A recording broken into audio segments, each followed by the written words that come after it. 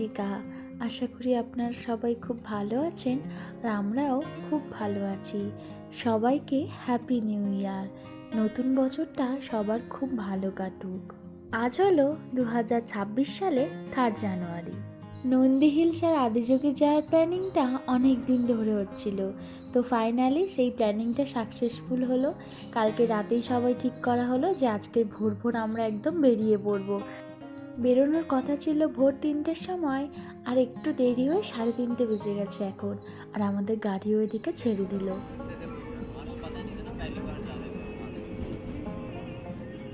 CV রামননগর থেকে Nandi হিলসের distance 64 কিমি, আর আমাদের আসতে প্রায় 1.5 ঘন্টা মতো সময় লাগলো। আর একটু তাড়াতাড়ি বেরোনো হয়েছে কারণ নন্দী হিলস থেকে আমরা আজকে ভোরে সূর্যোদয় দেখব। আমরা পৌঁছে গেছি 4:45টার সময়, আর আমাদের আসার আগে অনেক গাড়ি লাইন দিয়ে দাঁড়িয়ে রয়েছে।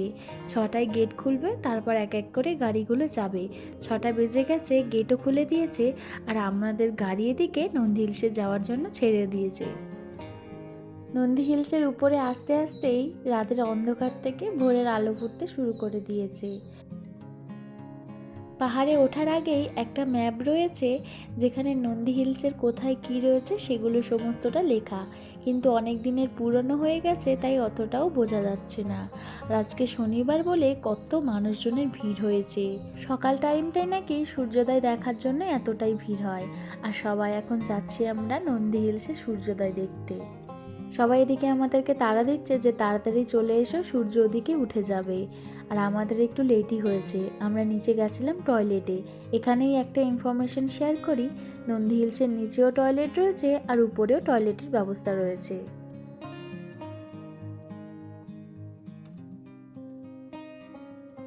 বেশ অনেকটাই উঠতে হলো উপরে, আর অনেকটা সিঁড়িও ছিল, যার জন্য কষ্টটা একটু বেশিই হয়েছে।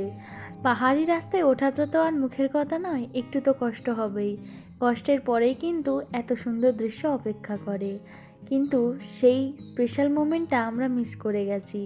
একদম সূর্যটা যখন মেঘের মধ্যে দিয়ে উঠবে ওটা দারুণ দেখতে লাগে, আর এই সামনেটা মেঘ দিয়ে পুরো আচ্ছন্ন থাকে, কিন্তু আজকের খুব একটা মেঘ নেই, তাই আর সেটা দেখতেও পেলাম না। কর্ণাটক রাজ্যের চিক্কাবল্লাপুর ডিস্ট্রিক্টে অবস্থিত নন্দী হিলস বা নন্দী দুর্গ। নন্দী হিলস হলো এক ঐতিহাসিক পাহাড়ি দুর্গ বা হিল ফোর্টিস। এখানেই টিপু সুলতানের গ্রীষ্মকালীন রেসিডেন্সি রয়েছে। মাইথোলজিক্যালি অনেকেই মনে করেন যে নন্দী মহারাজ যেমন শুয়ে থাকেন এই পাহাড়টা নাকি তেমন অবস্থায় রয়েছে, তাই এর নামকরণ করা হয়েছে নন্দী হিলস। আবার জানা যায় যে এই জায়গাটার নাম নন্দী বলেই নাকি নামকরণ হয়েছে নন্দী হিলস। পেন্নার, অর্কাবতী, পালার, চিত্রাবতী, পাপাগ্নি, দক্ষিণা পিনাকিনী এই 6টি নদী উৎপত্তি লাভ করেছে নন্দী হিলস থেকে। আর এই নন্দী হিলসেই রয়েছে শ্রী যোগানন্দেশ্বরা টেম্পল। এই মন্দিরটা বহু পুরনো ঐতিহাসিক হিন্দু মন্দির, যেটা উদ্দেশ্য করা হয়েছে ভগবান শিবকে। মন্দিরের চূড়াতে কি অপূর্ব কাজ করা রয়েছে। একসাথে বসে রয়েছেন শিব, পার্বতী আর গণেশ। যোগানন্দেশ্বর মন্দিরটা তৈরি হয়েছিল দ্রাবিড় এবং চোলা স্টাইলে। 11th সেঞ্চুরিতে চোলা রাজারা তৈরি করেছিলেন এই মন্দিরটা। মন্দিরের বাইরেটাও যেমন সুন্দর, ভেতরটাও পাথর কেটে কেটে কত সুন্দর সুন্দর কারুকার্য করে রেখেছে, আর এত বছর ধরে ওনারা সেগুলো সংরক্ষণও করে রেখেছেন। পাহাড়ের উপরে আপনি চাইলে থাকতেও পারেন, কিন্তু তার জন্য আগে থেকে অনলাইনে টিকিট কেটে রাখতে হবে। টুকটাক খাওয়া দাওয়ার জন্য দোকানও রয়েছে কয়েকটা। আমরা একটা দোকানে গিয়ে চা খেলাম। চায়ের দাম যেটা নিল সেই তুলনায় চাটা কিছুই না, মানে আমার খুব একটা খেতে ভালোই লাগেনি। বেশ অনেকক্ষণ সময় কাটালাম নন্দী হিলসে। সমস্ত কিছু দেখা হয়ে গেছে, আর এখন আমরা আস্তে আস্তে নিচের দিকে নেমেও যাচ্ছি। আর এই উপর থেকেই চারপাশের দৃশ্যটা এত সুন্দর দেখতে লাগছে। এমনিতেই পাহাড় আমার অত্যন্ত পছন্দের। ব্যাঙ্গালোরে কিন্তু এতটাও ঠান্ডা নেই। যতই আমরা পাহাড়ের কাছে এসেছি ঠান্ডাটা বাড়তে শুরু করেছে, আর এতটা প্রচণ্ড হাওয়া দিচ্ছে ওই জন্য হয়তো এত ঠান্ডা লাগছে। ব্যাঙ্গালোর থেকে নন্দী হিলসের দূরত্ব 60 কিলোমিটার। আসতে সময় লাগে প্রায় 1.5 ঘন্টার কাছাকাছি। সমুদ্রপৃষ্ঠ থেকে 1478 মিটার উঁচুতে অবস্থিত এই ঐতিহাসিক হিল স্টেশন। নন্দী হিলসে আসার সব থেকে ভালো সময় হলো সেপ্টেম্বর থেকে ফেব্রুয়ারি।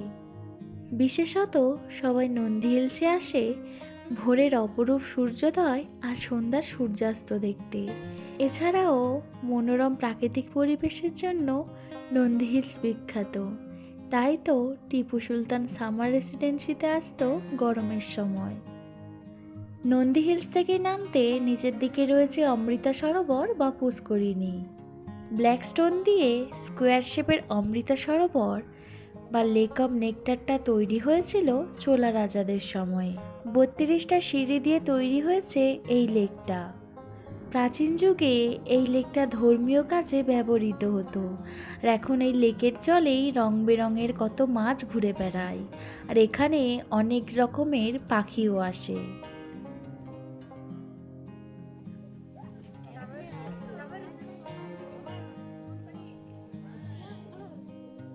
আর ওই দেখা যাচ্ছে টিপু সুলতানের সামার রেসিডেন্সি। গরমের সময় এই মনোরম প্রাকৃতিক পরিবেশে টিপু সুলতান আসছেন সময় কাটাতে। এই বিল্ডিংটার সামনে একটা কুয়ো রয়েছে। এই বিল্ডিংটা তৈরি করতে উদ্যোগ নিয়েছিলেন হায়দার আলী আর সম্পূর্ণ করেছেন টিপু সুলতান।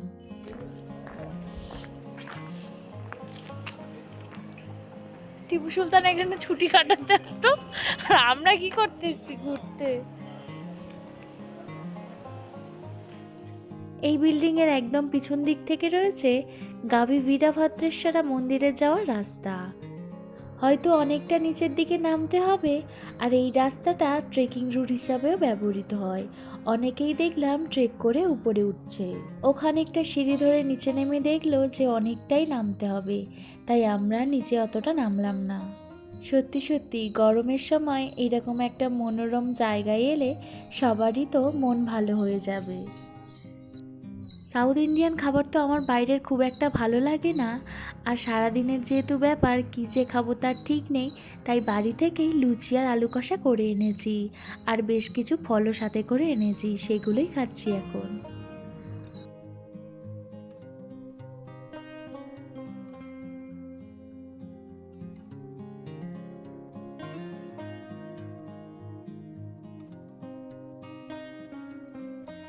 আমরা তিনজন আগে বাসে এসেই খাওয়া দাওয়া সেরে নিয়েছি, তারপর বসেছিলাম, বাকি ওরা সবাই আসতে আমাদের বাসও ছেড়ে দিয়েছে। এখন যাচ্ছি কাইওয়ারা নরসিংহা টেম্পল দর্শনে।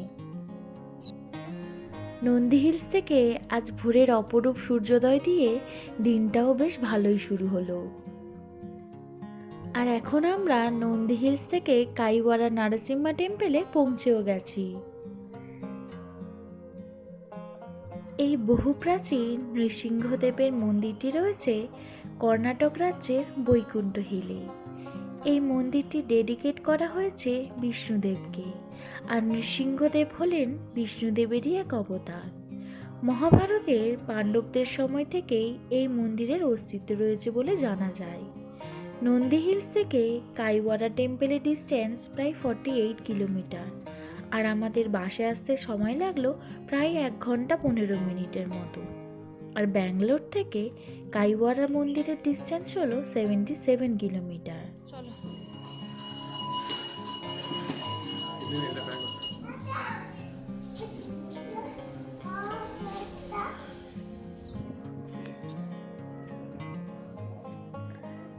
এই তাকাও, বড্ড রোদ এখানে।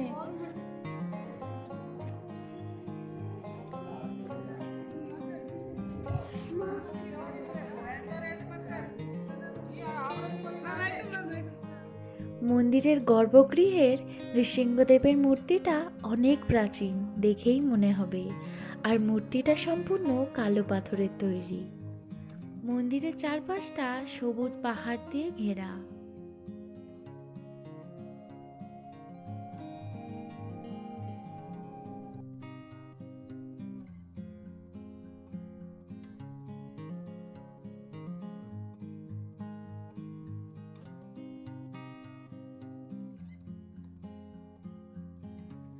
আমরা তো সকালে বাসে বসে খেয়ে নিয়েছিলাম, কিন্তু বাকিদের আর খাওয়া হয়নি। আর বেলাও হয়েছে, সবারই প্রায় খিদে পেয়েছে। মন্দিরের পাশে একটা জায়গায় বসেছিলাম সবাই মিলে খেতে, কিন্তু এত ছোট ছোট বানর ছিল যার জন্য আর ওখানে খেতে পারিনি। তাই আমরা যাওয়ার পথে একটা জায়গা পেয়েছি, এখানেই সবাই মিলে ঠিক করা হলো যে একসাথে খাওয়া দাওয়া করা হবে। সবাই বাড়ি থেকে কিছু না কিছু খাবার দাবার বানিয়ে এনেছি। बोलो नंदी महाराज की जय। আজ আবারও পাহাড়ের সামনে বসে লুচি আর আলুর দম খেলাম। আর আমরা যেবারে ঋষিকেশ গেছিলাম সেইবারে পাহাড়ের সামনে বসেই তো মাংস ভাত খেয়েছিলাম। আর আজ সেই কথাটা বড্ড মনে পড়েও গেল। আর জানেন তো, এই বাগানটা হলো কাজু বাদামের বাগান, আর পাশেই সারি সারি ভুট্টা গাছ।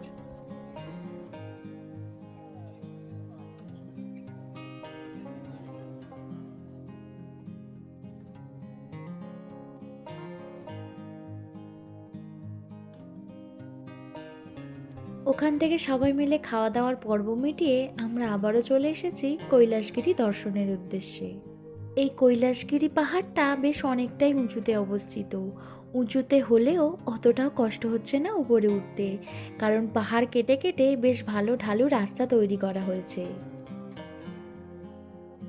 আমরা তো সবাই জানি যে সাউথ ইন্ডিয়ার কালচার কতটা ভালো, আর এইসব ছোট ছোট বাচ্চাদের স্কুল থেকেই আনা হয়েছে মন্দির দর্শনের জন্য। এই মানবসৃষ্ট গুহা মন্দিরে যখন প্রবেশ করছি, চারিদিকটা একদম শীতল, শান্ত, স্নিগ্ধ পরিবেশে রয়েছে। মানুষ যে কত সূক্ষ্মভাবে তাদের হাতের কাজের মাধ্যমে পাথর কেটে কেটে এত সুন্দর গুহা মন্দির তৈরি করতে পারে, এই প্রথম দেখলাম। কৈলাসগিরি কেভ টেম্পল হলো প্রাকৃতিকভাবে পাহাড়ের ভেতর মানবসৃষ্ট এক বিরাট গুহা মন্দির। এটার অবস্থান রয়েছে কর্ণাটক রাজ্যের চিক্কাবাল্লাপুর ডিস্ট্রিক্টে চিন্তামণির কাছে। আর কাইওয়ারা টেম্পল থেকে কৈলাসগিরির দূরত্ব প্রায় 8.5 কিলোমিটার। এই গুহা মন্দিরটা এখনো পুরোপুরি তৈরি হয়নি, মন্দির তৈরির কাজ এখনো চলছে। কৈলাসগিরি কেভ টেম্পলটাও ডেডিকেট করা হয়েছে দেবাদিদেব মহাদেবকে। আর এই কেভ টেম্পলের মেন মূর্তিটা হলো 4 ফেসড শিবলিঙ্গম বা চতুর্মুখা লিঙ্গেশ্বরা। ভিতরে মহাদেব ছাড়াও গণেশ ঠাকুর, লক্ষ্মী ঠাকুর আর জগদম্বা বা পার্বতী মায়েরও পূজা হয়। স্থানীয় লোকেরা বিশ্বাস করেন মহাভারতের যুদ্ধের সময় পাণ্ডবরা বেশ কিছুদিন এই গুহাতেই ছিলেন। প্রতিদিন সকাল 9:30 থেকে সন্ধ্যা 8টা পর্যন্ত এই মন্দির খোলা থাকে। কৈলাস পর্বতের সামনে যেমন মানস সরোবর অবস্থিত, ঠিক তেমনই কৈলাসগিরি পাহাড়ের সামনেও এক বড় জলাশয় অবস্থিত, ঠিক কৈলাসের মতো। আমাদের প্ল্যানে ছিল 4টে জায়গা দর্শন করা হবে। 3টে জায়গা হয়ে গেছে, আর এখন আমরা সবাই মিলে বেরিয়ে পড়েছি আদিযোগী দর্শনের উদ্দেশ্যে। একেবারে সন্ধ্যা 7টাতে আদিযোগীতে যেই লাইট অ্যান্ড সাউন্ড শোটা হয় ওটা দেখেই ফিরবো। আর ওই যে দূর থেকে ঈশা ফাউন্ডেশনের মেন গেটটা দেখাও যাচ্ছে। আজ মনটা যে কি ভালো তা আমি তো বলে বোঝাতে পারবো না। কবে থেকে ইচ্ছা ছিল আদিযোগীর দর্শন করব, তো ফাইনালি আমরা দূর থেকেই আদিযোগীর দর্শন পেয়ে গেছি। আদিযোগীর মেন গেট থেকে ঢুকতেই আগে পড়ে নাগামণ্ডপা। এখানে নাগরাজকে দর্শন করার পরেই দেখতে পাবেন 112 ফুট উচ্চতার আদিযোগীর মূর্তি। আদিযোগী আদিযোগী কথার অর্থ হলো প্রথম যোগী বা প্রথম যোগের প্রবর্তক, মানে ভগবান শিব। আদিযোগী হলেন বিশ্বব্রহ্মাণ্ডের প্রথম গুরু, ভগবান শিবের এমন এক রূপ যিনি বিশ্বকে যোগ এবং বিজ্ঞান দিয়েছেন। সদ্গুরু দ্বারা ঈশা ফাউন্ডেশনের 112 ফুট উচ্চতার আদিযোগী স্ট্যাচু প্রথম তামিলনাড়ু রাজ্যের কোয়েম্বাটুরে প্রতিষ্ঠা হয়, আর এখন কর্ণাটক রাজ্যের চিক্কাবাল্লাপুর ডিস্ট্রিক্টে ব্যাঙ্গালোর থেকে প্রায় 60 কিলোমিটার দূরে নন্দী হিলসের পাশেই ঈশা ফাউন্ডেশন দ্বারা তৈরি হয়েছে 112 ফুটের দ্বিতীয় আদিযোগী স্ট্যাচু। চারিদিকে পাহাড়ে ঘেরা, আর তার মাঝেই এই আদিযোগী স্ট্যাচু। আর এই প্রকৃতির মাঝেই যোগ ধ্যান সব কিছুর জন্য খুব ভালো পরিবেশ। আদিযোগী স্ট্যাচুর সাথেই রয়েছে যোগেশ্বরা লিঙ্গা। প্রতিদিন এখানে মানুষজন আসেন সাধনা ও ধ্যান করার জন্য। সদ্গুরু বলেন আদিযোগী হলেন বিশ্বব্রহ্মাণ্ডের প্রথম গুরু, যিনি তার 7 শিষ্য ও সপ্তঋষিকে প্রথম যোগের জ্ঞান দান করেছিলেন। এই জন্য আদিযোগী স্ট্যাচু যোগ, ধ্যান, শান্তির প্রতীক। আমাদের এই কয়েকটা বছর জীবনে চাওয়া পাওয়ার তো শেষ নেই, ইচ্ছারও কোনো শেষ নেই। আর আমার অনেকগুলো ইচ্ছার মধ্যে একটা ইচ্ছা ছিল আদিযোগীর দর্শন। আর এই নতুন বছরের শুরুতে এসে আমার 2 প্রিয় মানুষের সাথে সেই ইচ্ছাটাও পূরণ হলো। জীবনে যত কঠিন পরিস্থিতি আসুক না কেন, বাবা সমস্ত কিছু সামলেই নেয়।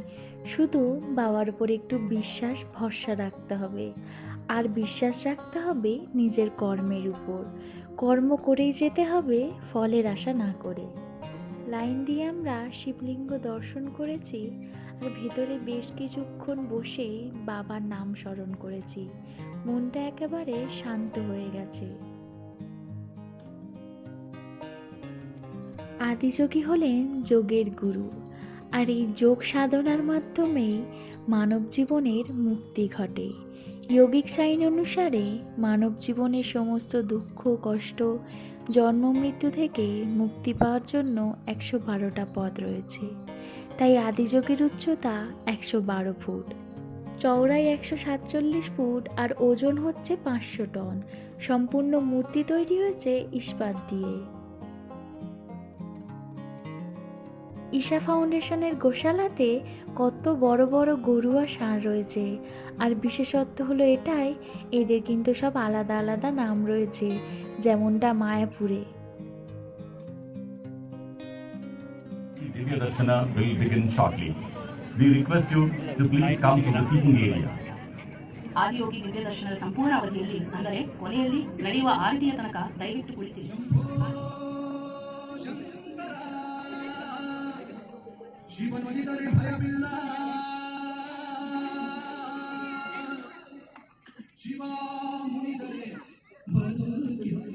সাতটা থেকে শুরু হবে লাইট অ্যান্ড সাউন্ড শো। সারি সারি কত মানুষজন জমে গেছে। আমরাও শিব বাবার সামনে বসে গেছি। ಮೊಟ್ಟ ಮೊದಲನೆಯ ಯೋಗಿಯಾದ ಆದಿಯೋಗಿ ಶಿವನು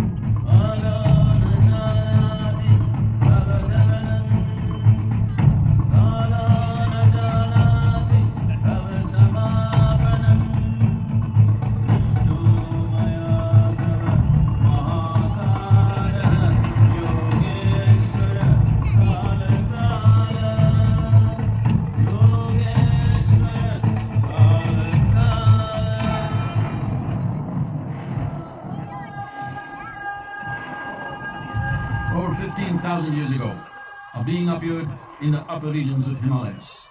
No one knew who he was, where he came from. The origins of this spectacular being were unknown.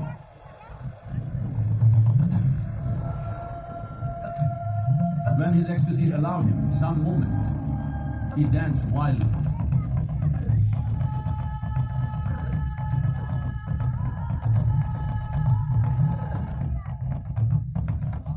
When intensity peaked, he became utterly still. People saw that he was experiencing dimensions that no one had ever known or able to fathom. His ecstasy and intensity allowed him to transcend his physical form. Witnessing an individual human in union with the cosmos, they called him a yogi, as he was the first one, the Adi Yogi. When his stillness lasted for years on end, science of yoga in its full depth and dimension.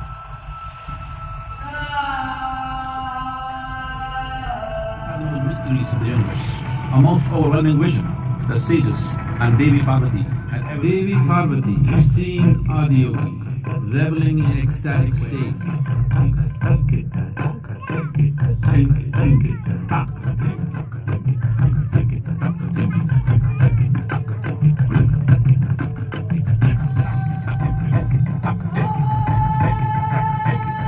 Himself, and hence he is the Ardhanari, the ideal man, where one half of him is woman.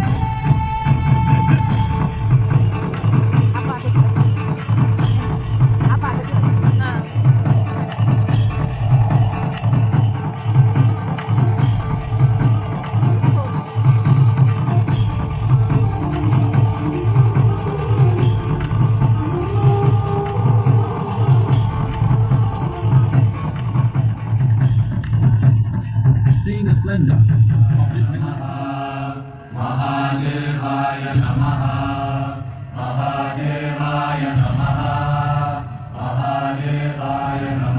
Saptarishis took the sacred science of yoga in all its forms to human.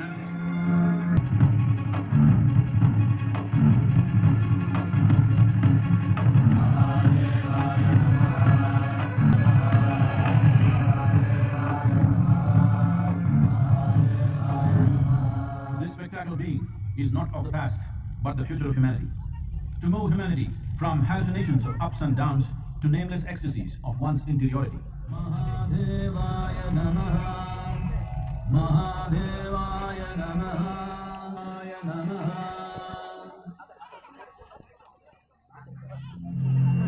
Shiva, Shiva, Sarveshwara.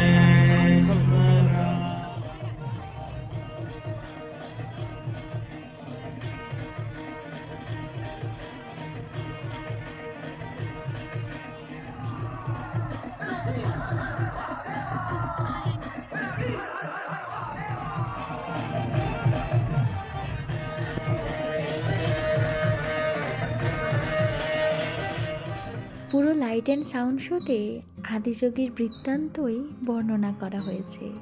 কী যে অপরূপ লেগেছে তা বলে বোঝাতে পারবো না। এটা নাকি কোয়েম্বাটুরের থেকেও ভালো হয়। নমঃ পার্বতী পতয়ে হারা হারা মহাদেব। চলুন আজ তবে ভিডিওটা এখানেই শেষ করছি। কেমন লাগলো অবশ্যই কমেন্ট করে জানাবেন। ভালো লাগলে please like, comment, share and subscribe. সবাই ভালো থাকবেন, সুস্থ থাকবেন, সাবধানে থাকবেন। আসি তবে, বাই বাই।